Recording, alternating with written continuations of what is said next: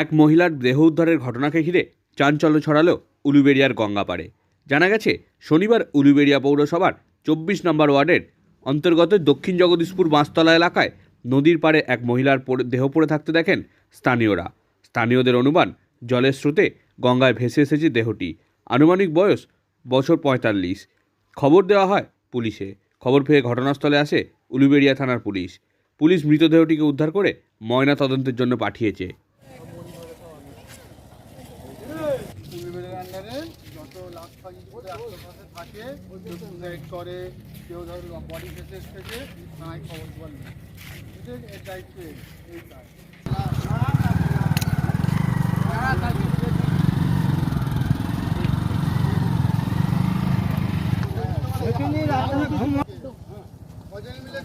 দেখতে নেই ওই দেখবি সে